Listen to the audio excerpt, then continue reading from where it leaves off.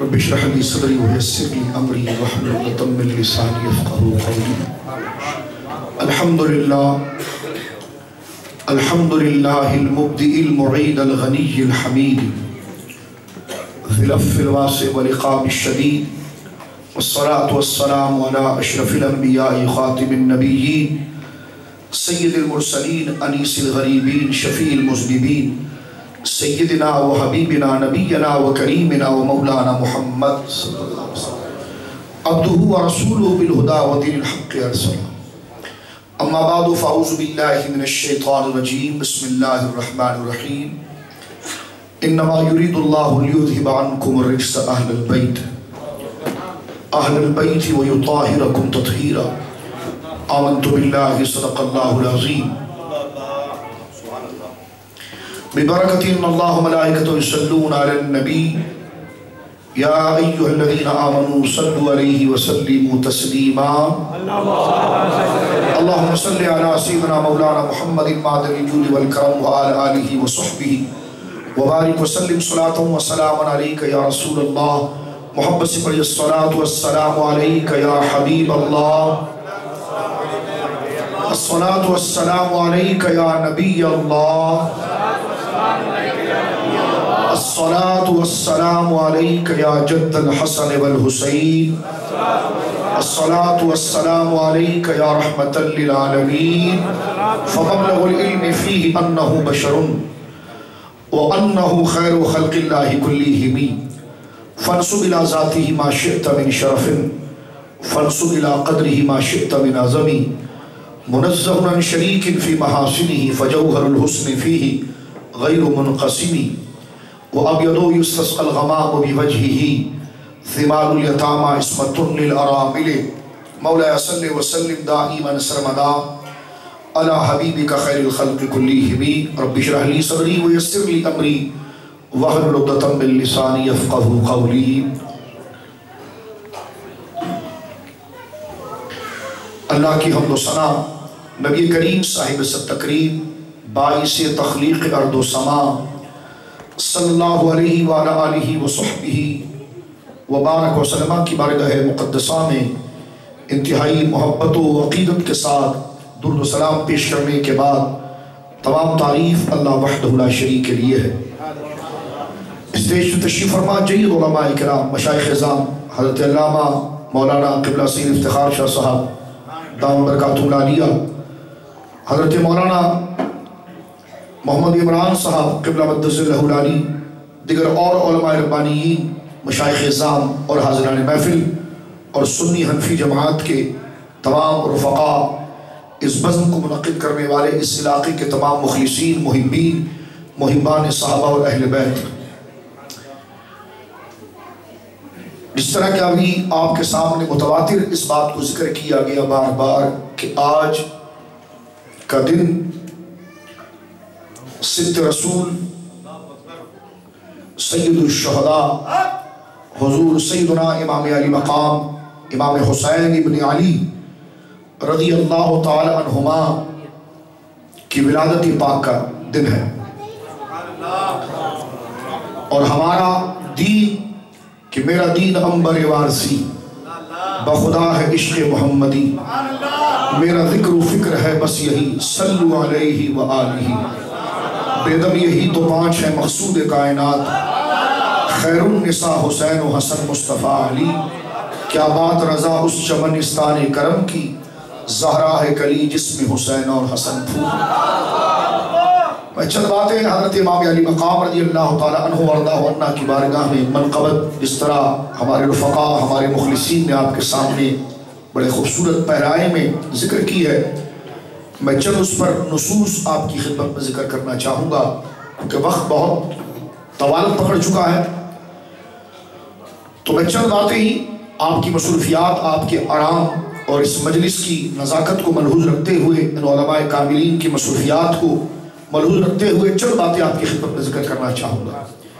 میرے دوستوں اور میری بہنوں، میری ماؤں، بہت سادے اور ہلکے انداز میں اور عام لفظوں میں چند باتیں کرنا چاہوں گا کہ ایک مسلمان جب کلمہ پڑھتا ہے اور وہ اللہ رب العالمین کو ایک یقین کر لیتا ہے اور حضور علیہ السلام کو اللہ کا رسول اور وہ رسول جو سب سے آخری ہے، سبحان اللہ، جن کے بعد کوئی رسول پیدا نہیں ہوگا، جن کے بعد کوئی نبی پیدا نہیں ہوگا، جن کے بعد کوئی کتاب نہیں آئے گی، جن کے بعد کوئی امت نہیں آئے گی، جن کے بعد کوئی وحی نہیں آئے گی، آخری نبی آخری رسول میرے اور آپ کے آقا ہرے ہرے پیارے پیارے خوبصورت گنبد میں آرام فرمانے والے جناب محمد رسول اللہ صلی اللہ علیہ وسلم ہیں۔ اللہ رب العالمین نے میرے اور آپ کے آقا آمنہ کے لال جناب سید عالم صلی اللہ تعالی علیہ وسلم پر، جن کا نام نامی اسم گرامی محمد ہے صلی اللہ علیہ وسلم پر، اللہ رب العالمین نے نبوت کو ختم کر دیا ہے۔ نبوت کے زمانے بھی ختم ہو گئے اور نبوت کے رتبے بھی ختم ہو گئے، آپ پر آخری وحی آ گئی۔ اب اگر کوئی شخص اس بات کا دعویٰ کرے کہ فلاں بزرگ، فلاں ولی، فلاں ہمارے مولوی صاحب پر جبریل وحی لے کر آئے ہیں، تو اجماعی طور پر بالاتفاق وہ کافر و مرتد ہے، اس کا اسلام سے کوئی تعلق نہیں۔ جو حضور علیہ السلام کے بعد کسی کو جدید نبی تصور کرے، وہ مسلمان حضرت عیسیٰ آئیں گے، یہ مسلمانوں کا عقیدہ ہے، حضرت عیسیٰ آئیں گے، لیکن ان کو نبوت پہلے مل چکی ہے، یہ بھی یاد رکھیں۔ حضرت عیسیٰ علیہ السلام آئیں گے قیامت کے قریب اسلام کی نصرت اور مدد کے لیے، لیکن وہ حضور کے امتی ہوں گے باقاعدہ۔ یوں تو سارے انبیاء حضور کی امت میں ہیں، لیکن وہ فزیکل طور پر باقاعدہ حضور کے احکام اور حضور کی شریعت کی پابندی کریں گے۔ اور پھر حضرت عیسیٰ کا آنا اس بات کے خلاف نہیں کہ حضور تو آخری نبی ہے، تو حضرت عیسیٰ علیہ السلام جب نبی بن کر دنیا میں آئے تھے تو وہ حضور سے پہلے کا زمانہ تھا یا بعد کا؟ پہلے کا زمانہ تھا، اور آپ کو حضور علیہ السلام کی پیدائش سے کئی سو سال پہلے آسمانوں پر اٹھا لیا گیا تھا، تو آپ کو نبوت پہلے مل چکی ہے۔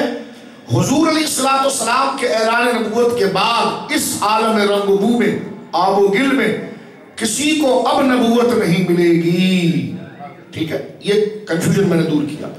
آگے چلیے، ایک بندہ، میرے بزرگوں، میرے دوستوں، میرے نوجوان ساتھیوں، میری ماؤں، میری بیٹی، میری بہنوں، اس بات کو ذرا توجہ سے سن لو اپنے ایمان اور عقیدے کے لیے۔ کیوں؟ اس لیے کہ ایمان بڑے قدر والی چیز ہے۔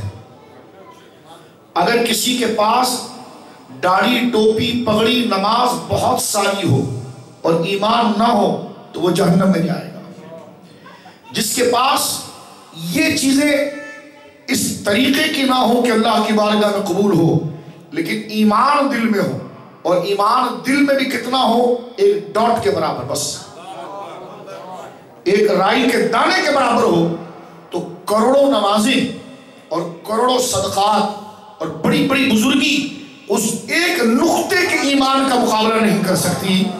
حضور نے فرمایا کہ جو مرا اس حال میں کہ اس کے دل میں رائی کے دانے کے برابر بھی ایمان تھا، تو ایک نئی ترجمہ حدیث سے موجود ہے کہ اللہ اسے جہنم میں نہیں ڈالے گا، اور اس ایمان کی رائی کے دانے کے برابر ایمان کی برکت سے اللہ اس کی قبر کو بھی اور آخرت کو بھی جنت بنا دے گا۔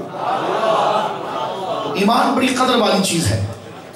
ایمان، میں نے پہلے بھی نشستوں میں عرض کیا آپ کے سامنے، ایمان ہے یقین کا نام۔ چند چیزوں پر یقین، چند چیزوں کو سچ جاننا۔ کن چیزوں کو؟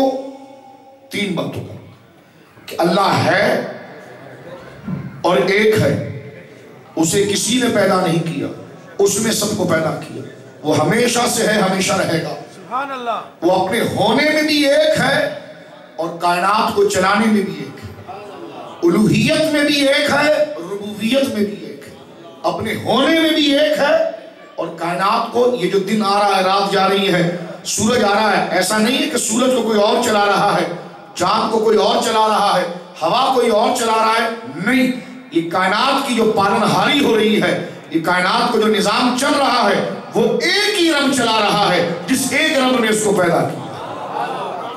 اس کے بعد دوسری چیز میرے دوستو، اللہ کے پیارے نبی جن کا نام نامی اس میں گرامی محمد ہے صلی اللہ علیہ وسلم، جن کی واضح صفت مصطفیٰ ہے صلی اللہ علیہ وسلم، وہ اللہ کے رسول ہیں اور سب سے آخری رسول ہیں۔ اور تیسرا عقیدہ ایمان کا یہ ہے کہ ہم مریں گے، مر کر پھر اٹھیں گے، اور اٹھنا حق ہے، رب سے ملاقات حق ہے، رسول اللہ کی شفاعت حق ہے، رب کا دیدار حق ہے، سرکار کی غلامی کے صدقے، سرکار کے جوتوں کے صدقے جنت میں جانا حق ہے۔ یہ تین باتوں پر یقین، اردو سمجھ رہے ہیں آپ؟ یہ کیا ہے؟ بولیے، ضروری ہے، ٹھیک ہے۔ اب ہر مسلمان کے لیے میرے دوستو ایک بات یہاں پر آپ اگلی بتا رہا ہوں کہ نبی پاک کے حوالے سے چند باتوں کو جاننا یہ ایمان ہے، ضروری ہے۔ اور وہ کیا ہے؟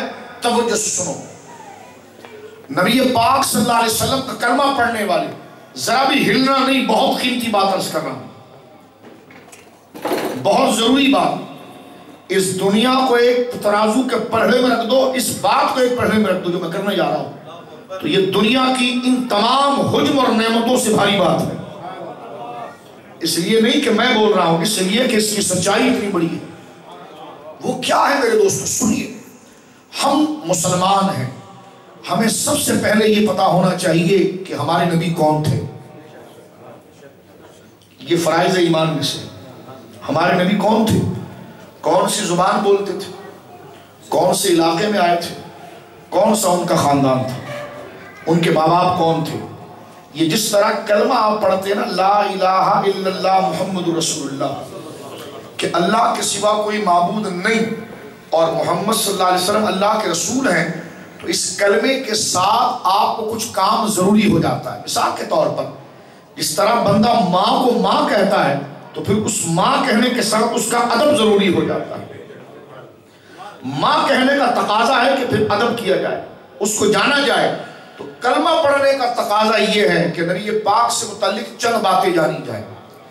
صرف اس بات کو جاننا کہ آپ رسول ہیں یہ تو ضروری ہے، اس بات کو جاننا کہ آپ آخری نبی اور رسول ہیں یہ بھی ضروری ہے، لیکن اس کے ساتھ ساتھ علامہ عینی رحمہ اللہ نے ایک بہت بڑا حوالہ دیا جس کو پڑھنے کے بعد میری کوشش ہوتی ہے کہ مجھے جہاں پر بھی موقع ملے کچھ گفتگو کرنے کا تو میں اپنے بھائیوں کو یہ بات ضرور بتاؤں، کیونکہ حضور کی حدیث ہے کہ لا یؤمن احدکم حتی یحب لأخیہ ما یحب لنفسہ، بخاری شریف میں کما قال صلی اللہ علیہ وسلم، تم میں سے وہ شخص مومن نہیں ہو سکتا جب تک جو اپنے لیے پسند کرے وہ اپنے بھائی کے لیے پسند نہ کرے۔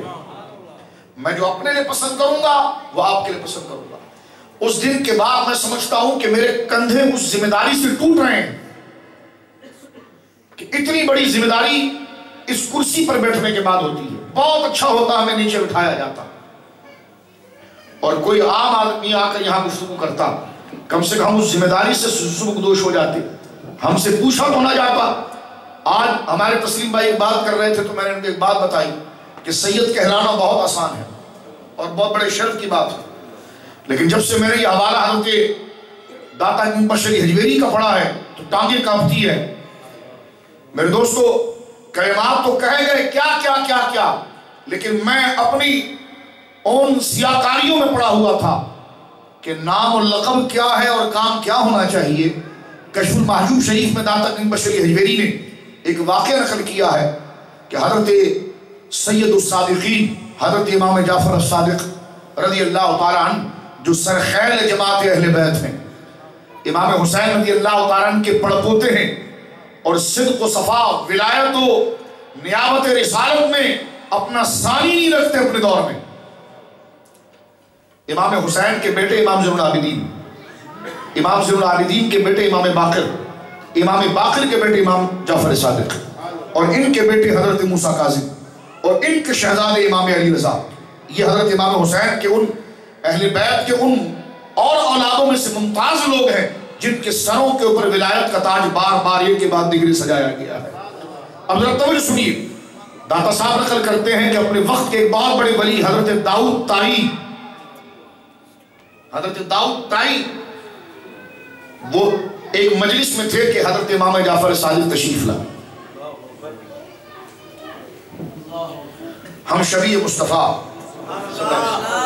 بولے صلی اللہ علیہ وسلم. حضرت سرکار امام جعفر صادق تشریف لائے رضی اللہ عنہ. علم کا سمندر، روحانیت کا وہ بحر بے قرار کہ جس کو آپ سمجھیے کہ ایسا روحانیت کا سمندر بلا مبالغہ جس کا ساحل ہمیں نہیں پتا. علم و عرفان کا بادشاہ امام ابو حنیفہ ان کے جوتوں کو چوم کر ہی لیتے ہیں. مفسرین ان کے گھر کی دہلیز کو چاٹ کر قرآن کی تفسیر سمجھتے ہیں. تو سید المتقین، سید الصادقین حضور سر امام جعفر صادق بولی رضی اللہ عنہ. آپ نہیں سمجھ رہے اس ذکر سے یہاں پر فرشتوں نے اس کو گھیر لیا ہے. اور میرے ہاتھ پر سودا کرو، ملائیت کا نہیں، ایک مسلمان ہونے کی حیثیت سے میرے ہاتھ پر سودا کرو. کل قیامت کے دن تمہاری اور میری ملاقات ہوگی. میں تم سے پوچھوں گا بتاؤ ہالینڈ والو کہاں جا رہے ہو؟ تم کہو گے جی جنت میں جا رہے ہیں. میں نے کہا کس چیز نے بخشوایا؟ خدا کی قسم تم یہی کہو گے کہ وہ مجلس جس میں اہل بیت کا ذکر ہوا تو اسی مجلس میں. میں کوئی مبالغہ نہیں کر رہا، واللہ باللہ ثم تاللہ. یہ ذکر کوئی اور بھی کرتا تو مجھے فرض تھا کہ میں ایسے ہی یقین رکھتا جس یقین سے میں بول رہا ہوں. حضرت داؤد تائی نے جب دیکھا کہ حضرت امام جعفر صادق آ رہے ہیں تو وہ کھڑے ہوئے اور دزبوسی کی اور دستبوسی کر کے. حضرت داؤد تائی بہت بڑے اللہ کے ولی تھے، لیکن کتنا بڑا بھی ولی ہو سید سے بڑا کوئی ولی نہیں ہوتا.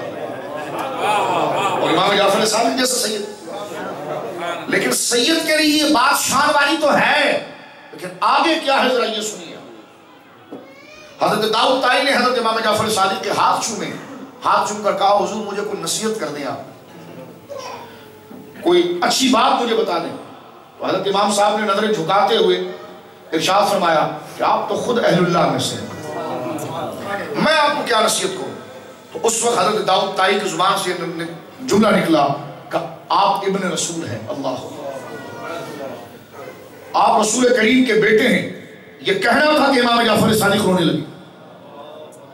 فرمایا یہ جملہ جو تم مجھ سے کہہ رہے ہو کہ میں ابن رسول ہوں، فرمایا مجھے تو شرم آتی ہے کہ قیامت میں اپنے نانا کو کیا منہ دکھاؤں. آپ مکمل اور اکمل ہیں، آپ میں کوئی کمی نہیں، لیکن بتا رہے ہیں کہ فخر نسب پر کے ساتھ ساتھ کچھ دین کا کام بھی ہونا چاہیے، کچھ دین کی ذمہ داریاں بھی ہونی چاہیے. سارا کاروان حضور کی عزت و ناموس کا لوٹ گیا اور تم مرغیاں توڑ کر اپنے آپ کو سید کہہ رہا ہے. حضرت امام جعفر صادق کہتے ہیں رو کر کہ اے داؤد تائی تو مجھے یہ کہہ رہا ہے کہ میں رسول کا بیٹا ہوں صلی اللہ علیہ وسلم، تو کہا مجھے شرم آ رہی ہے، مجھے حیا آتی ہے کہ میں قیامت کے دن اپنے نانوں کو منہ کیا دکھاؤں گا جب میرے نانا مجھ سے یہ پوچھیں گے کہ میرے دین پر تو نے بیٹا ہو کر کیا عمل کیا. میرے دین کی آبرو کو پاش پارا پارا اور نوچا جا رہا تھا، درندے ملا اس پر چڑھ دوڑے تھے، رازی اور خاجی میرے دین اور میرے گھرانے کی دولت کو لوٹ رہے تھے، تو میرا بیٹا ہو کر گنگا شیطان بنا ہوا تھا، خاموش بیٹھا ہوا تھا. تو حضرت امام جعفر صادق کہتا ہے میں کیا جواب دوں گا. اس کا اگلا جملہ سنیے. حضرت داؤد کی ایک چیخ لگی، فرمایا کہ جو رسول کا بیٹا ہو کر یہ بات کر رہا ہے تو اے داؤد تائی تجھے میدان محشر میں کون پوچھے. اللہ، تو یہ وہ گھرانہ ہے جسے گھرانہ اہل بیت کہا جاتا ہے. اب یہاں سے میں تھوڑی بات آگے چلانا چاہ رہا ہوں جو مختصر جملوں میں. ہم مسلمان ہیں میرے دوستوں، رسول کریم صلی اللہ علیہ وسلم کو الحمدللہ رسول کہنے کے ساتھ، یقین کرنے کے ساتھ، آخری نبی یقین کرنے کے ساتھ یہ بات ہم پر لازم ہو جاتی ہے فرائض ایمان میں سے. میرے دوستو یہ ذمہ داری لازم ہو جاتی ہے کہ حضور کون سی بولی بولتے تھے. یہ ڈچ بولنے والا ہو، فرینچ بولنے والا ہو، اردو بولنے والا ہو، انگریزی بولنے والا ہو، جس نے کلمہ پڑھ لیا وہ اپنی زبان میں یہ بات کو سیکھے گا. یہ اس کے لیے لازم ہے. منبر پر بیٹھنے والے اس کے امام اور پیر کے لازم ہے کہ سب سے پہلے یہ سکھائے، اس یہ سکھائے. اس سے اس کے دل میں عشق مصطفیٰ کی وہ بنیاد جمے گی کہ پھر اس کے وجود کو وہ عرش سے اوپر لے جائے. پہلی چیز کیا ہے؟ حضرت امام عینی رحمہ اللہ اس بات کو ذکر کرتے ہیں، فرمایا سب سے پہلی چیز کہ حضور کا خاندان کون سا ہے؟ تو سنیے، آقا علیہ السلام عرب میں تشریف لائے، یاد کریں اچھی طرح سے، یاد ہوگا، لیکن یہ بہت بڑا محدث بھی ہوتا ہے نا تو اس بات کو سر جھکا کر نہیں سنتا، کیونکہ یہ بات اس کے علم اور وقت سے بہت اوپر کی ہوتی ہے سادہ جملے، لیکن اس کا مقابلہ کوئی چیز نہیں کر سکتی۔ سنیے اس بات، پوری زندگی اس بات کو رٹے تو اس سے بڑا کوئی وظیفہ نہیں ہے۔ تو جناب سیدی عالم صلی اللہ علیہ وسلم عرب میں تشریف لائے، کہاں بولیے؟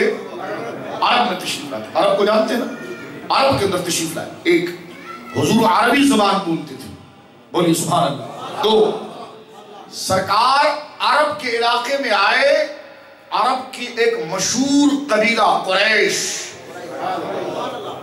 اس میں سے کوئی لفظ بیکار نہیں ہے، ہر لفظ یاد رکھنا ہے، اس کے بغیر خاتمہ بالخیر بہت مشکل ہے۔ جس کو یہ یاد ہو گئی تو وہ نہ پھر کسی نمرود سے ڈرتا ہے نہ پھر کسی عزیز سے ڈرتا ہے، اس بات کو یاد رکھیں۔ حضور عرب میں تشریف لائے، عرب کا مشہور قبیلہ قریش، اور قریش کا ایک بہت عزت والا خاندان بنو ہاشم۔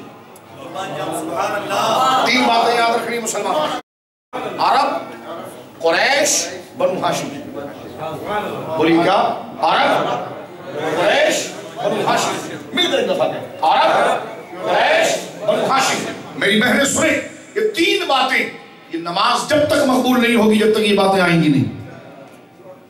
یہ علامہ عینی نے لکھا، اور اس بات کو میں دیکھ رہا ہوں مخدوم پاک کے غلام یہاں بیٹھے ہیں، میرے آقا سرکار سلطان الاولیاء حضور سرکار مخدوم سمنانی رضی اللہ تعالیٰ عنہ وارضاہ عنہ نے اپنے لطائف شریف میں یہ بات لکھی ہے، لطیفے میں، اور لطائف شرفیہ میں آپ یہ بات لکھتے ہیں، فرمایا جس آدمی کو حضور کے 4 داداؤں کا نام نہ آتا ہو، یہ لکھا، سلسلہ چشتیہ کی ایک مبارک شاخ، اولاد غوث اعظم، سرکار مخدوم سمنانی فرماتے ہیں مسلمان ہونے کے لیے جہاں کلمہ ضروری ہے وہاں حضور کے خاندان کے 4 داداؤں کا نام آنا چاہیے، اور یہاں تک لکھا کہ جسے حضور کے 4 داداؤں کا نام نہ آئے اس کا کلمہ ہی مقبول نہیں ہے۔ اور میں کیا تقریر دوں آپ کے ساتھ؟ اس کے علاوہ کوئی تقریر ہے؟ کوئی دوسری بات ہے؟ تو سنیے میرے دوستو، حضور عرب میں تشریف لائے، عرب کے مشہور قبیلے قریش، اور قریش کی سب سے پاکیزہ شاخ بنو ہاشم۔ اب سرکار کے 4 والدین کا نام میں لے رہا ہوں جس کو آپ نے یاد رکھنا ہے۔ میرے اور آپ کے آقا صلی اللہ علیہ وسلم کا نام ہے محمد، بولو صلی اللہ علیہ وسلم۔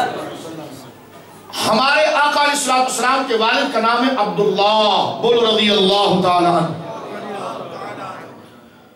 ان کے والد صاحب کا نام ہے عبد المطلب، بولو رضی اللہ تعالیٰ عنہ۔ ان کے والد صاحب کا نام ہے حضرت سیدنا ہاشم، ہاشم، بولو رضی اللہ تعالیٰ عنہ۔ اور ان کے والد کا نام ہے سیدنا عبد مناف، بولو رضی اللہ تعالیٰ عنہ۔ تو عبد مناف، ہاشم، عبد المطلب، عبداللہ، عبداللہ، عبد المطلب، ہاشم، عبد مناف، یہ 4 نام۔ یوں تو حضور نے اپنی زبان سے 22 اجداد کا نام لیا ہے۔ 22 کتنے بولیے؟ 22 اجداد کا نام لیا ہے۔ کم سے کم بندے کو یہ 4 نام آنا ضروری ہے، لیکن عشق کی ایک بات میں کر دوں آپ کے سامنے، یہ 22 میں سے کون، اس کو یاد رکھو، یہ کیسے دوبارہ سن لینا۔ سرکار کے جو والد ہیں وہ عبداللہ ہیں، اور آخری دادا جو ہیں وہ حضرت عدنان ہیں، حضرت عدنان۔ تو پہلے والد جو ہیں وہ حضرت عبداللہ ہیں، اور 22 کی پشت میں جو آ رہے ہیں وہ حضرت عدنان ہیں۔ اور نیچے کے جو 4 نام یاد رکھنا، تصوف کے لیے، ایمان کے لیے، روحانیت کے لیے، سنیت کے لیے، خاتمہ بالخیر کے لیے، حضور کی درگاہ سے شفاعت اور بھیک لینے کے لیے سے یہ 4 نام یاد رکھنے ہیں۔ حضور کے والد صاحب عبداللہ، ان کے والد صاحب عبد المطلب، ان کے والد صاحب ہاشم، ان کے والد صاحب عبد مناف۔ یہ جو میں نے نام آپ کے سامنے پڑھا ہے نا، یہ نام آپ نماز میں پڑھتے ہیں، یہ آپ نماز میں پڑھتے ہیں۔ کیسے پڑھتے ہیں؟ درود پڑھیں نماز میں، اللہم صلی علی محمد، اے اللہ درود بھیج جناب محمد صلی اللہ علیہ وسلم پر، وعلی آل محمد، حضور کی اولاد پر۔ کون؟ امام حسین، کون؟ امام حسن، بولیے سبحان اللہ. اور اس کو وسعت آپ دیں تو صحابہ کی جماعت بھی اس میں آ جاتی ہے. ٹھیک ہے. اور خصوص کے ساتھ لیں تو سرکار کا خاندان حضور کی اولادیں آ جاتی ہیں. ایک پھر آگے آپ پڑھتے کما صلیت علی ابراہیم، یا اللہ جس طرح رحمتیں تو نے اتاری ابراہیم علیہ السلام پر، وعلی آل ابراہیم، اور ابراہیم علیہ السلام کی اولاد پر. تو ابراہیم علیہ السلام کی اولاد کون ہوئی؟ سرکار کے باپ دادا. اور حضور کی اولاد کون ہوئی؟ حسن و حسین.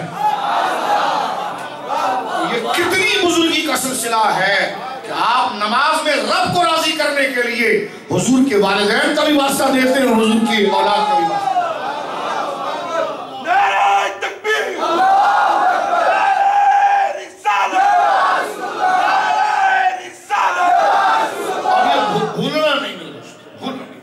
سید افتخار شاہ صاحب قبلہ مقدس اللہ علیہ موجود ہیں. نہیں سمجھے تو ان کے پاس کاپی لے جانا اور ان سے سن لیں. مولانا عمران صاحب بڑے فاضل ہیں، اللہ ان کو سلامت رکھے. ان علماء کی آپ قدر کریں جو آپ کے ہم زبان ہو کر آپ کو عقیدہ اور شریعت سمجھاتے ہیں. لیکن اور علماء موجود ہیں، مولانا آفتاب صاحب موجود ہیں، ان کی قدر کریں.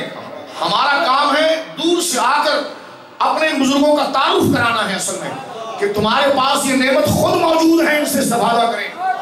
اللہ ان کے پاس جائیں، اپنے عقیدوں کو بچائیں، اپنے بچوں کے عقیدوں کو بچائیں. یہ جو باتیں آپ سیکھ رہے ہیں نا، میں مبارکباد دیتا ہوں، یہ بچے آپ کے اللہ آپ کو سلامت رکھے. ان مجلسوں میں اپنے بچوں کو لاؤ تاکہ یہ عشق مصطفیٰ کی دولت ان میں منتقل ہو جائے، تاکہ کوئی یہودیوں کا دلال، چاہے وہ وابی ہو، شیعہ ہو، تبلیغی ہو، چکڑالوی ہو، وہ تمہارے دل سے تمہارے بزرگوں کی عقیدت کو نہ چھینے. اس طرح دعا اپنے مرشدوں اور اپنے باپ کو تم کرتے ہو جنہوں نے وہ عشق مصطفیٰ کی اصل نعمت تمہیں منتقل کی ہے. اب تمہارا فرض ہے کہ یہ بچے جو اللہ کی امانت ہے، رسول اللہ کی امانت ہے، ان کے سینے خدا نے بنائے مصطفیٰ کی عزت کے لیے تھے. اب یہ جام تم ان کے سینوں کے ضرور ڈھیر دیجیے.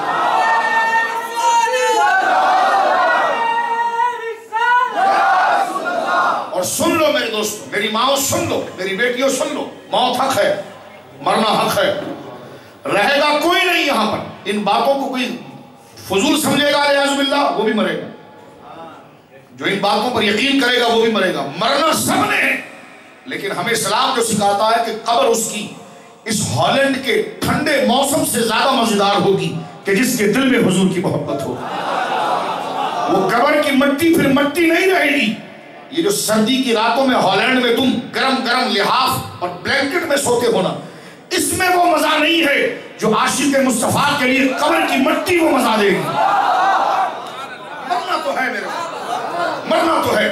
جب بندے نے گھر بنانا ہوتا ہے تو سردی کے بچنے کا اہتمام کرتا ہے. اس طرح قبر میں تو جانا ہے، قبر کا گھر ہے تو اب اس میں اچھی کھڑکی لگوا لیجئے، اچھا فرش اس میں بچھوا لیجئے، اچھا بیڈ اس میں لگوا لیجئے، اچھے کھانے پینے کا انتظام قبر میں کر لیجئے، اچھا بلینکٹ لے آئیے. یہ سب کہاں ملتا ہے؟ یہ بازار مصطفیٰ میں ملتا ہے.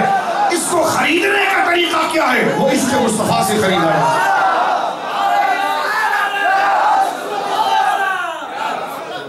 اب ذرا دو باتیں سن لیجیے اور میں گفتگو ختم کرتا ہوں. مستدرک کے اندر روایت موجود ہے کہ جن کا میں نے نام آپ کے سامنے لیا ہے نا، علماء نے لکھا ہے کہ حضرات اہل بیت کا نام اگر کسی پاگل پر کوئی لے سچے عقیدے والا، اب وہ زبانیں بھی نہیں رہی، دل میں فتور آ گیا، شک آ گیا، زیادہ پڑھ گئے، شک کا شکار ہو گئے. ایسے پڑھنے کا فائدہ کیا کہ جس میں شک آ جائے. مرشد کی نسبت سے پھر بندے کے دل سے شخص جو ہے وہ ختم ہوتے ہیں. خالص ملائیت تو عذاب ہے. وہ تو حسد کا سب سے بڑا درخت ہے جس کو طریقت کی تلوار کاٹتی ہے. ہاں، جس کو طریقت کی تلوار کاٹتی ہے. تو میرے دوستو سنیں اس بات کو، صرف قدوری پڑھو گے پکے حاصل بن جاؤ، صرف رسول مفتی پڑھو گے پکے حاصل بنو، صرف کنز و ہدایہ پڑھو گے پکے حاصل بنو گے. لیکن ساتھ میں کبھی گلستان و بوستان بنو گے تو پھر تمہیں پتا چلے گا کہ قدوری میں مزہ کیا تھا. کبھی مصنوعی پڑھ لو گے تو پھر تمہیں پتا چلے گا کہ کنز کے اندر اللہ نے اصل خزانے کیا رکھے تھے. تو خوش علم نہیں حاصل کرنا، عاشقوں کے ساتھ بیٹھنا، پھر تمہیں عطر لگانے کی ضرورت نہیں ہوگی، خوشبو تم سے خود بخود. میرے دوستو سنو اس بات، یہ جو نام ہم لے رہے ہیں یہ وہ نام ہے کہ روح زمین پر اس سے پاکیزہ کوئی نام نہیں. میں بیگم وارسی رحمہ اللہ کے لیے دعا کرتا ہوں، میں نہیں جانتا وہ کون تھے، لیکن جو لکھا انہوں نے اس سے مجھے ان سے محبت ہو گئی. کہ واقعی میں حق انہوں نے کہا کہ بیدم یہی تو 5 ہے مقصود کائنات، خیر النساء حسین و حسن مصطفیٰ علی۔ سرکار دو عالم صلی اللہ علیہ وسلم فرماتے ہیں کہ میری اولاد اللہ نے میری پشت سے علی کی پشت میں منتقل کر دیا۔ مصدق میں روایت موجود ہے، ابھی بابڑا اس پر جرا کرتا رہے کہ مانند بالکل درست بات ہے، درایتاً بالکل درست بات ہے، سند کو ہم نے کیا کرنا ہے، یہ راوی ٹھیک نہیں ہے، میں نے گاڑی اٹھا کے گھر لے جاتا ہوں، پسند نہ آئے تو پڑوسی کو دے دینا، اپنی جماعت میں بانٹ دینا۔ ہمارے وہاں چینچی چلتے تو میں کراچی میں یہ کہتا ہوں کتنے راوی ہے حدیث سے، کتنا کہ تو 6، تو میں نے کتنی ضرورت ہے آپ کو، کچھ باتیں کھل کر نہیں کی جا سکتی، آپ سمجھ رہے ہیں؟ پھر ہم نے کہا بٹھاؤ چینچی کے اندر لے جاؤ اپنے گھر میں نے کہا راوی کو تو دیکھا کر، ہم محمد کی نسبتوں کو دیکھتے ہیں، حضور کی نسبتوں کو ہم دیکھتے ہیں، راوی ہمارے لیے شاہد نہیں، حدیث کا شاہد ہمارے لیے قرآن کی آیات ہوتی ہے، قرآن کی آیات ہوتی ہیں۔ سنیے حضور فرماتے ہیں میری اولاد کو اللہ نے میری پشت سے علی کی پشت میں منتقل کیا، اور اس لیے حضور امام حسن امام حسین کو ابنی، اپنا بیٹا کہتے تھے۔ کیا کہتے تھے بولیے؟ اپنا بیٹا کہتے تھے۔ اس بیٹے کہنے کی وجہ پیار بھی تھی اور یہ بھی تھا کہ حضور وہ حضور ہی کی اولاد ہے، حضور سے سلسلے کو صرف اس لیے روکا گیا ہے تاکہ عقیدہ ختم نبوت کو تحفظ ملے۔ اور حسین ابن علی تو وہ عظیم ہستی ہیں کہ مستدرک کے اندر موجود ہے، مجموعہ زوائد موجود ہیں، سرکار کے سگے بیٹے ابراہیم جو حضور کے بیٹے تھے وہ ایک گود میں بیٹھے ہوئے ہیں اور امام حسین دوسری گود میں، اور سرکار زار و قطار رو رہے ہیں۔ سیدہ ام سلمہ رضی اللہ تعالیٰ عنہ نے جب دیکھا عرض کی حضور رو کیوں رہے ہیں؟ فرمایا جبریل ابھی میرے پاس آئے تھے اور جبریل نے کہا یا رسول اللہ ان دونوں میں سے کسی ایک کو اللہ بلا رہا ہے، ان دونوں میں سے کسی ایک کو اللہ بلا رہا ہے۔ حسین علی کے بیٹے ہیں اور ابراہیم آپ کے سگے بیٹے ہیں۔ حضور نے فرمایا ام سلمہ سنو، حسین کو رکھ لیا اور ابراہیم کو اس پر قربان کر دیا۔ میں نے حسین کو رکھ لیا اور ابراہیم کو قربان کر دیا۔ میں نے کہا جبریل ابراہیم کو لے جا لیکن حسین کو نہ لے جا۔ اس سے آپ اندازہ لگائیے کہ امام حسین رضی اللہ تعالیٰ عنہ کو حضور علیہ السلام سے کتنی قریبی نسبت ہے اور کتنی پاکیزہ نسبت ہے۔ میرے دوستو یہاں پر ایک جملہ مزید آپ سنیے، حضرت امام حسن اور امام حسین جو نبی پاک صلی اللہ علیہ وسلم کے نواسے ہیں اور وہ عظیم ہستی ہیں جن کے ذکر کو قرآن نے اشارتاً جگہ جگہ پر ذکر کیا ہے، احادیث ان کے فضائل سے بھری پڑی ہے۔ امام حسین وہ عظیم ہستی ہیں، امام حسن وہ عظیم ہستی ہیں جو نماز کے دوران حضور کے کندھوں پر سوار ہو جاتے ہیں۔ یہ نسائی شریف کتاب الصلاۃ میں موجود ہے، نسائی شریف کتاب الصلاۃ میں موجود ہے۔ حضور عشاء کی نماز پڑھا رہے تھے اور ان دونوں شہزادوں میں سے کوئی ایک آیا، زیادہ علماء کی رائے امام حسن کی طرف ہے اور کچھ امام حسین کی قول کر، لیکن ایک ہی حکم ہے اس فضائل جو آگے بیان کی جا رہی۔ حضور سجدے کی حالت میں تھے، حضور بولیے، امام حسین آئے اور حضور کی گردن پر بیٹھ گئے، سرکار نے سجدہ طویل کر دیا، سرکار نے سجدہ طویل کر دیا۔ ہند کا ایک بہت بڑا بدماش قسم کا بدتمیز قسم کا وادی مولوی گزرا ہے اور اس نے اپنی کتاب میں لکھا ہے معاذ اللہ کہ نماز میں اگر حضور کا خیال آ جائے تو نماز نہیں ہوتی۔ میں نے کہا یہاں پر حضور نے جو سجدہ لمبا کیا یہ حسین کے خیال میں، سجدہ جو حضور نے لمبا کیا کس کے خیال میں کیا بولیے؟ حسین کے خیال میں کیا۔ تو جب حسین کے خیال میں نبی سجدہ لمبا کر سکتے ہیں تو ہم حسین کے خیال میں قیام لمبا نہیں کر سکتے؟ بولیے سبحان اللہ۔ صحابہ کرام ڈر گئے کہ نہ جانے کیا ہوا کہ حضور علیہ السلام اتنا لمبا سجدہ کبھی نہیں کرتے، یہ تو 15 20 25 30 40 تسبیحات کے برابر ہو گیا۔ نماز سے جب فارغ ہوئے، اردو سمجھ رہے ہیں، تو صحابہ دروازے پر جا کر کچھ باتیں کر رہے تھے، سرکار نے ان کو بلایا ادھر آؤ، آئے، کہنے کہا کیا باتیں کر رہے ہو؟ کہنے کہ یا رسول اللہ ہم تو گھبرا گئے کہ آپ کو نماز میں کوئی حادثہ تو نہیں ہو گیا، یا پھر ہمیں یوں لگا کہ ایوحا الیک، یا وہی آپ کے اوپر آ رہی ہے۔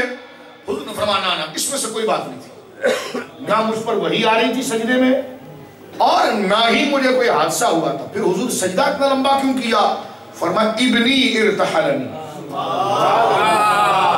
میرا بیٹا حسین میری گردن پر سوار ہو گیا تھا، جیسے سواری رائڈنگ کرنا، سواری جب سوار ہو گیا تھا تو حضور جب سوار ہو گیا تھا تو آپ کیا کر رہے تھے؟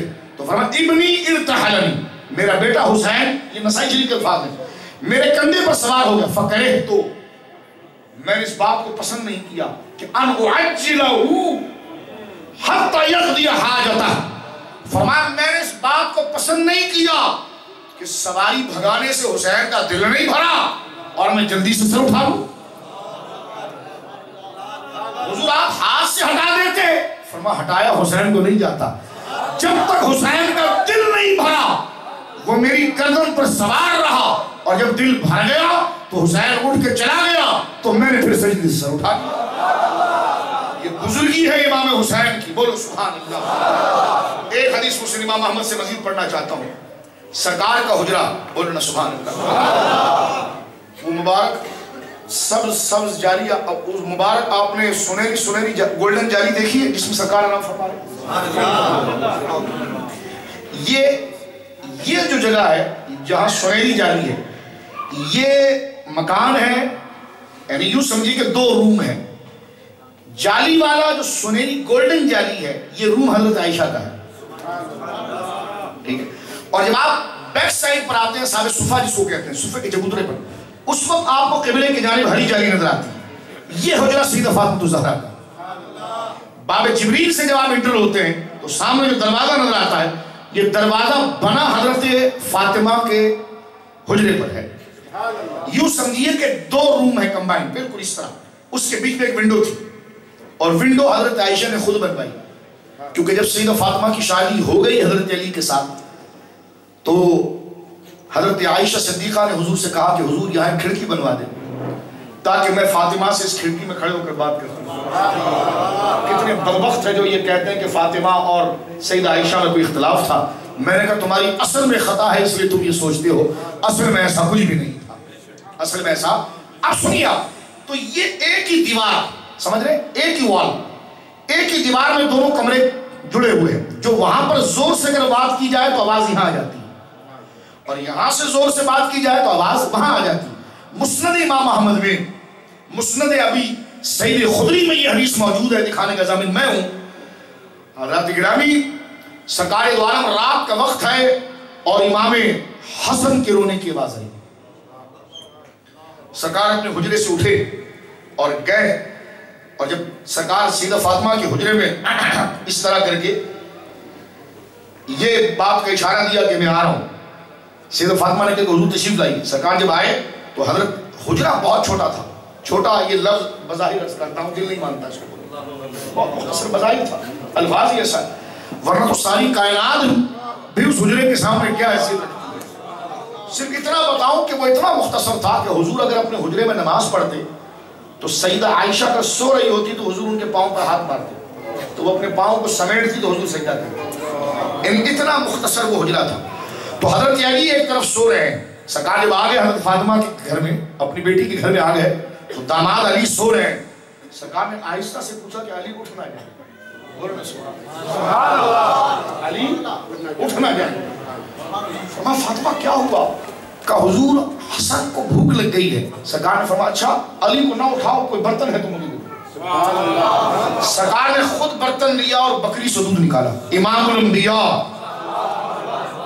جن کے جوتے کے نیچے سدرہ رہ گیا، آئے ہائے سبحان اللہ، جن کے جوتے کے نیچے سدرہ رہ گیا، جو مصلی پر کھڑے ہوں تو ان کے اشارے کو رب کہے قد نرا تقلب وجهك فی السماء، سبحان اللہ، اے حبیب تیرا بار بار چہرہ آسمان کی طرف اٹھتا ہے، فَلَنُوَلِّيَنَّكَ قِبْلَةً تَرْضَاهَا، جس طرف تو منہ پھیرے گا، جہاں تو راضی ہوگا، میری عبادت کی سمت وہی جگہ بنے، جسے رب دے دے کر نوازے، وَلَسَوْفَ يُؤْتِيكَ رَبُّكَ فَتَرْضَىٰ، حبیب لوگ مجھے دے دے کے راضی کرتے ہیں اور میں تجھے دے دے کے راضی کرتا ہوں۔ بخاری میں موجود ہے، میری ماں نے یہ جملے کہے ہیں، فرمایا واللہ ما رعا ربک الا یسارع لک فی ہواک، حضور میں نے دیکھا ہے اللہ کو۔ سیدہ عائشہ کہتی ہے حضور نے فرمایا مجھے کیسے پہچانا تم نے عائشہ؟ فرمایا حضور آپ کا ناز اور مقام کیا ہے رب کی بارگاہ میں نے دیکھا۔ کیا دیکھا؟ فرمایا واللہ ما رعا ربک الا یسارع لک فی ہواک، میں نے ہمیشہ دیکھا کہ آپ کسی بات کو سوچتے ہیں، صرف سوچتے ہیں، بولتے نہیں کہ کیا چاہیے، صرف سوچتے ہیں تو وہ عرش والا رب اسے پورا کرنے میں جلدی ہے.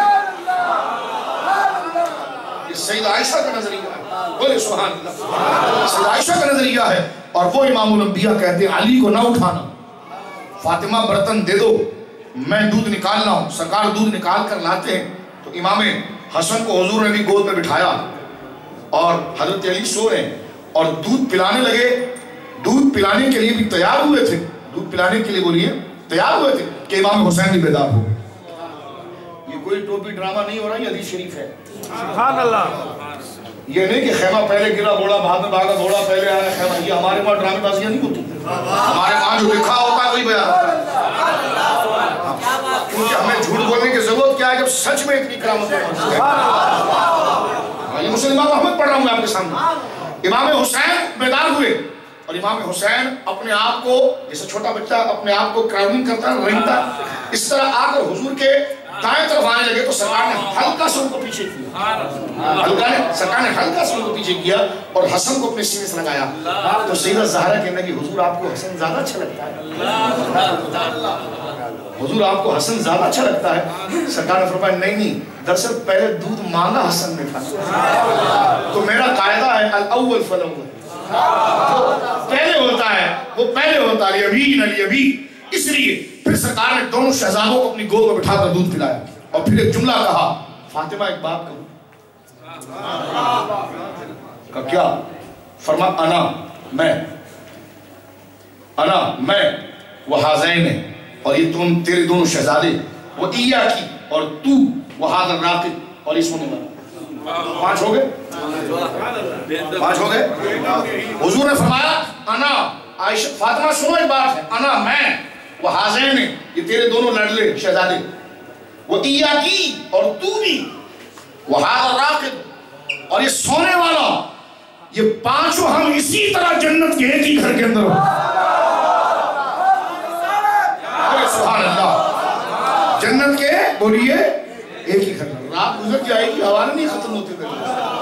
یہ فضائل کا سرچشمہ ہے, یہ شان ہے حضرت امام حسین ابن علی. ایک آخری حوالہ دے کر بات ختم کرتا ہوں, ورنہ یہ علماء تشریف فرمائے, ہمارے بزرگوں نے ہماری کیسی تربیت کی ہے. میں عرض کروں, سید افتخار شاہ صاحب ہے, مولانا آفتاب صاحب ہے, مولانا عمران صاحب ہے, ہم ایک ہی سلسلے کے لوگ ہیں کیونکہ ہمارے وہاں استاذ مختلف ہوئے ہیں, رہا ہے مرکز مختلف رہے ہیں, نصاب ایک ہی رہا ہے. اور نصاب کیا تھا؟ وفاداری مصطفیٰ. یہ الگ بات ہے کہ وہ نہیں بول رہے میں بول رہا ہوں, تو منصب مختلف ہوئے ہیں, مزاج ایک ہی رہا ہے. سمجھ لیں میری بات آپ؟ تو اس میں کوئی اختلاف اور نزاع نہیں ہے. اب اس بات کو آپ سمجھیے, میں گفتگو ختم کرتا ہوں کہ ہم اگر بیٹھے اور اپنے بزرگوں کی کتابیں اگر صرف سرسری پڑھیں نا تو 5 گھنٹے سے پہلے تو تقریر نہیں ختم ہوتی. اور یہ تو میں بہت ڈھیلا بول رہا ہوں, اور جب ہم بولنے پر آتے ہیں تو پھر اگلا جو 2 گھنٹے میں بولتا ہے وہ آدھے گھنٹے میں بول جاتا ہے. لوگ کہنے لگے اتنی تیزی میں کیوں بول جاتے ہو؟ ہم نے کہا برتن چھوٹا, آگے اتنی زیادہ چیز ہے. اور حیران ہوتے ہیں یا اللہ ہے نکمے اور شان کس کی بیان. میں نے کہا تو الفاظوں کو دیکھتا ہے, ہم تو اپنے آپ میں ہی رہتے کہ جب تک بکے نہ تھے تو کوئی پوچھتا نہ تھا, تم نے خرید کر مجھے انمول کر دیا. اور سبحان اللہ. میں نے بھی کربلا نہیں پڑھی, امام حسین کی جوانی نہیں پڑھی ابھی آپ کے سامنے, میں نے ان کا بچپن نہیں پڑھا, میں نے بھی آپ کو یہ نہیں بتایا کہ ان کی جوانی کے معاملات کیا تھے. پیدائش پر ہی میں نے بات کی. ایک حوالہ دے کر بات ختم کرتا ہوں. وادیوں کا سب سے بڑا چوٹی کا سینڈی پیر ہے ابن تیمیہ, جس کو بعض اوقات ابن تیمم بھی کہہ دیا جاتا ہے. اس کے شاگرد ہے زاہبی, لیکن اپنے نظریات کے اعتبار سے بڑے کشادہ قلب نظر آتے ہیں, اس لیے ان کو پڑھنے میں بھی مزہ آتا ہے. سیر اعلام النبلاء میں انہوں نے امام حسین ابن علی کے ترجمے میں ایک بات لکھی ہے, سنیے گا ذرا. سبحان اللہ. ہم اگر حضور کے نام پر کھڑے ہو جائیں تو اتنی بڑی داڑھی ہوتی ہے, اس کی کہاں لکھا ہوا ہے؟ میں نے کہا عشق کی کتاب میں لکھا ہوا, میں نے کہا وفاداری کی کتاب میں لکھا ہوا, یہ بخاری سے پہلے پڑھنی چاہیے.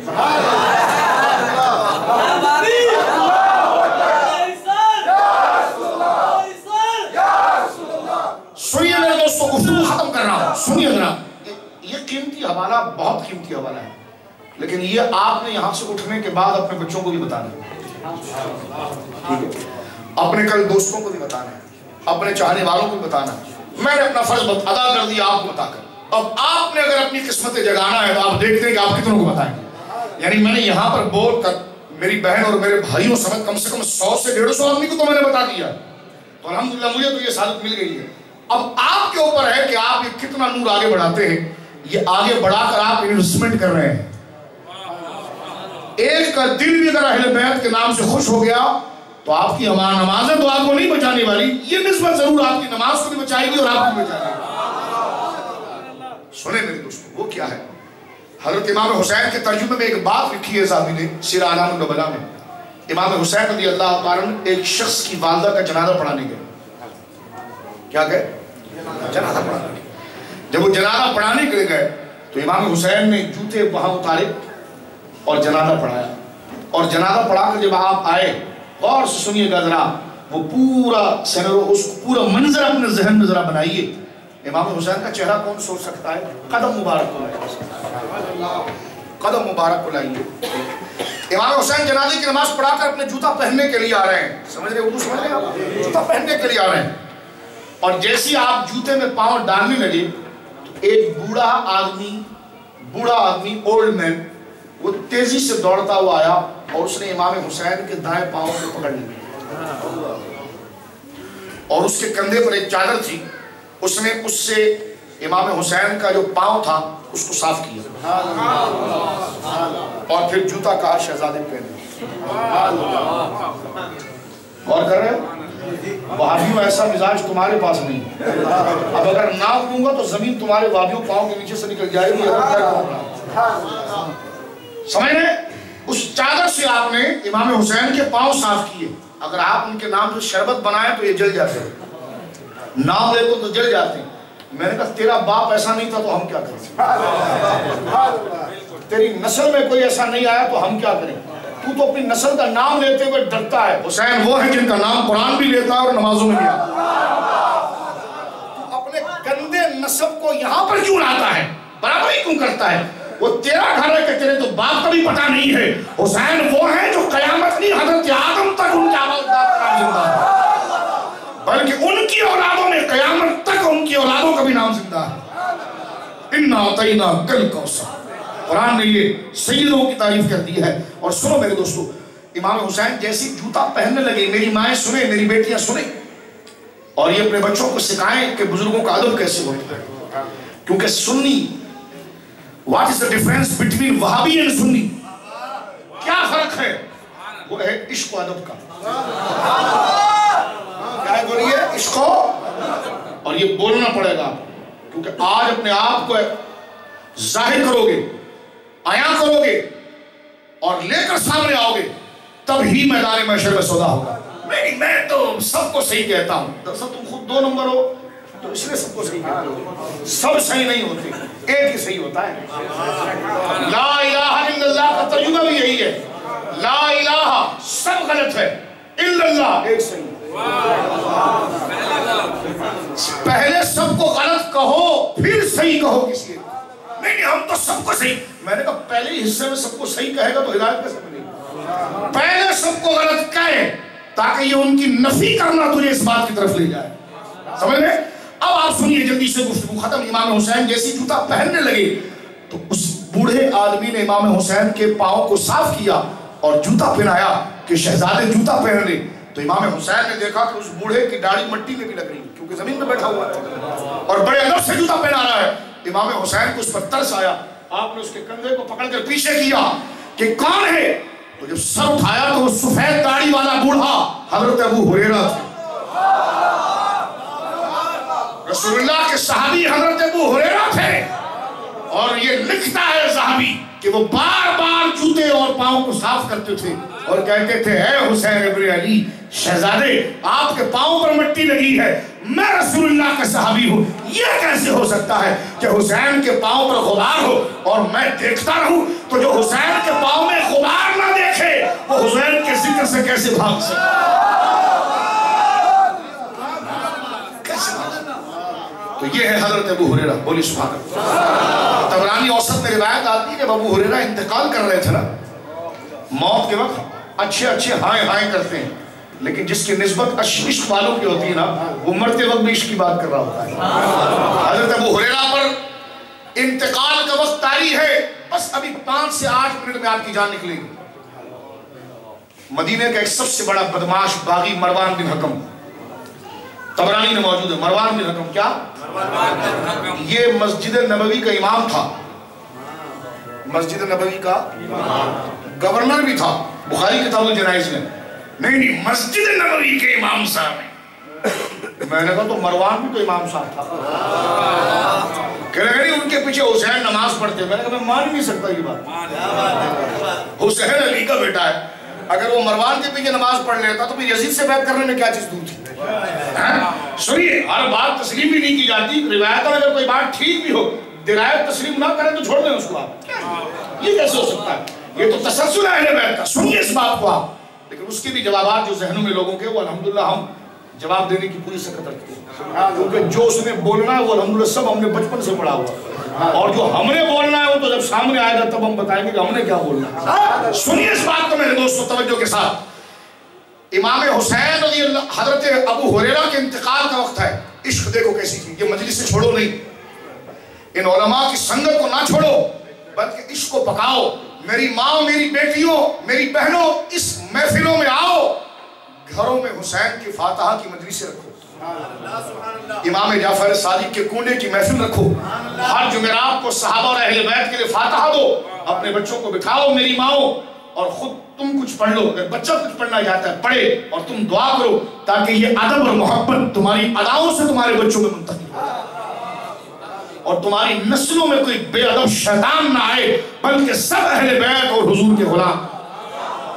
سنیے، حضرت ابو ہریرہ لیٹے ہوئے ہیں، مرتے وقت ہر بندہ ہائیں ہائیں کرتا ہے، لیکن جس کی نسبت مضبوط ہوتی ہے، جس نے پہلے سے اپنی دیوار مضبوط رکھی ہوتی ہے، تو نزا کے وقت اس کو پریشانی نہیں ہوتی۔ حضرت ابو ہریرہ لیٹے ہوئے ہیں، مروان بن حکم آیا، قریب آ کر بیٹھ گیا، اور مروان بن حکم کہنے لگا حضرت امام حضرت ابو ہریرہ سے، ابو ہریرہ آپ بہت نیک آدمی ہیں، میں نے آپ سے بڑا حضور کی صحابہ میں حضور کی اتباع کرنے والا نہیں دیکھا۔ حضرت ابو ہریرہ بالکل لیٹے ہیں، اس کی کسی بات پر توجہ بھی نہیں، کہ تیرے اس کو شرط لینے کی ضرورت ہے مجھے۔ لیکن جب اس نے یہ جملہ کہا نا کہ لیکن ایک بات ابو ہریرہ مجھے سمجھ میں نہیں آتی، آپ نے آنکھیں کھولی اور اشارہ دیا، کیا؟ کہ آپ ذکر حسین و حسن بہت کرتے ہیں، کثرت سے روایت کرتے ہیں، طبرانی سے حوالہ میں دکھاؤں گا۔ آپ نے غلام کو کہا ذرا میرے پیچھے تکیہ لگا اور مجھے اٹھا۔ حضرت ابو ہریرہ جن کا جسم درد سے ٹوٹ رہا تھا اٹھ کر بیٹھے، پیچھے سے سہارا دیا۔ آپ نے مروان کو کہا یہ جملہ، فرمایا میری تعریف تو نے کر دی، یہ تو تو کر رہا ہے، لیکن میرے کانوں نے اور میری آنکھوں نے حسن ابن علی کی تعریف کرتے ہوئے رسول اللہ کو دیکھا۔ سبحان اللہ۔ رسول اللہ کو دیکھا ہے کہ وہ حسین ابن علی کی تعریف کرتے ہیں، حسن کی تعریف کرتے ہیں۔ مر تو سکتا ہوں لیکن حسین ابن علی کا ذکر نہیں چھوڑ سکتا۔ مروان غرق ہو گیا، دفع ہو گیا وہاں سے، نجیب بھائی دفع ہو گیا مروان وہاں سے، اور حضرت ابو ہریرہ شانوں کے ساتھ لیٹے اور پھر جان کو جان آفری کے حوالے کیا، اس عقیدے کے ساتھ کہ واسطہ پیارے کا ہے سنی مرے، یوں نہ فرمائیں تیرے شاہد کے وہ فاجر گئے، عرش پہ دھومے مچے وہ مومن صالح ملا، فرش سے ماتم اٹھے وہ طیب و طاہر گیا۔ کل آپ کے وہاں ہالیڈے ہے، کل چھٹی ہے آپ کے وہاں، کل چھٹی ہے، پیر کو چھٹی ہے، تو آج یہ نیت کر لیں آپ کہ پیر کے دن جس دن چھٹی ہے آپ کے وہاں، یا جب بھی کر لیں، کل کر لیں، شام کے وقت میری بہنیں تھوڑا سے حلوہ بنا لیں، تھوڑا سے حلوے کو انگریزی میں حلوہ سویٹ کیا تھا، سویٹ ڈش، حلوہ بنا لیں، بہنیں حلوہ سمجھ رہی ہوں، حلوہ بنا لیں اور حلوہ رکھیں، یہ بڑی طیب چیز ہے، پاکیزہ چیز ہے، یہ خبیث روح اس کے قریب کبھی نہیں آتی، مذاق نہیں کر رہا، حضور کی پسندیدہ غذا۔ مسلم امام احمد میں موجود ہے، حضرت انس کہتے ہیں کہ حضور کی 9 بیویاں تھیں، کہتے ہیں میں اپنی 2 ماؤں کے نکاح میں شامل ہوا، ایک حضرت صفیہ کے نکاح میں اور ایک حضرت زینب کے نکاح میں۔ کہتے ہیں حضور نے دونوں کا جب ولیمہ کیا شادی کر کے تو کہتے ہیں نہ میں نے گوشت کی بوٹی دیکھی نہ سالن دیکھا۔ تو حضرت انس سے کہا ولیمے میں بنا کیا تھا؟ فرمایا صرف حلوہ بنا۔ کیا بنا تھا؟ کیا بنا تھا؟ حلوہ۔ کیا بنا تھا مل کر کے؟ اور حضور نے خود فرمایا عائشہ مجھے حلوہ اور شہد اچھا لگتا ہے، سرکار صرف حلوہ بنواتے۔ کیا بنواتے؟ بولیے، صرف حلوہ بناتے۔ اور امام اعظم کا دن کل گزرا ہے. اس پر ایک جملہ کہوں. امام اعظم کے دادا جو تھے نا وہ حضرت علی کے بڑے عاشق تھے. اور وہ جو حضرت علی سے پہلی ملاقات کرنے گئے نا تو میٹھا حلوہ فالودہ بنا کر لے گئے اور حضرت علی کی خدمت میں پیش کیا. فرمایا حضور نے تو یہ اہل بیت کی پسندیدہ غذا ہے اور رسول اللہ کی بھی پسندیدہ غذا ہے اور حضور کو وہی پسند ہے جو رب کو پسند ہے. رب کھانے سے پاک ہے لیکن پسند وہ ہے. قرآن کہتا ہے الطیبات للطیبین والطیبون للطیبات. پاک طبیعت کے لیے پاک غذا, پاک غذا کے لیے پاک طبیعتیں. الخبیثات للخبیثین والخبیثون للخبیثات. سورہ نور میں فرمایا گندی طبیعتوں کے لیے گندی غذائیں اور گندی غذاؤں کے لیے گندی طبیعتیں. تو میری مائیں سنیں اور میرے بھائی بھی سنیں اس بات کو کہ جو دن مل جائے آپ کو تو امام حسین کی ولادت ہے, ٹھیک ہے, تو گھر میں جتنا چاہے حلوہ بنا لیں یا کوئی سویٹ ڈش مارکیٹ سے لے آئیں, خود بنا لیں تو بڑی بڑی سعادت کی بات ہے. بنا لیں جو قرآن کی آیت آپ کو یاد ہو پڑھیں, اللہ کے نام پر اللہ کے لیے آپ پڑھیں. پڑھنے کے بعد آپ اٹھا کر دعا کریں سب سے پہلے اپنے ایمان کے لیے, یا اللہ ہمارے ایمان کو بچا لے, ہمارے ماں باپ کو بخش دے, ہمارے بچوں کو بخش دے. پھر بچوں کا نصیب بھی مانگے امام حسین کے وسیلے سے, مال دنیاوی بھی مانگے امام حسین کے وسیلے سے. مال بھی مل جائے گا, دولت بھی مل جائے گی اور بچوں کو بھی پتا چل جائے گا کہ کوئی حسین ابن علی ہے جس کے نام سن کر میرا باپ بھی گردن جھکاتا ہے. کوئی فاطمہ الزہرا ہے جن کا نام سن کر میری ماں بھی گردن جھکاتی ہے. یہ بات اگر ٹرانسفر ہو گئی تو دنیا بھی تمہاری سنور گئی اور آخرت بھی سنور گئی. بیگم یہی تو 5 ہیں مقصود کائنات, خیر النساء حسین و حسن مصطفیٰ علی. وآخر دعوانا الحمدللہ رب العالمین. حضور کے 4 داداؤں کا نام سب نے یاد رکھنا ہے, ٹھیک ہے, برحمتک یا ارحم الراحمین.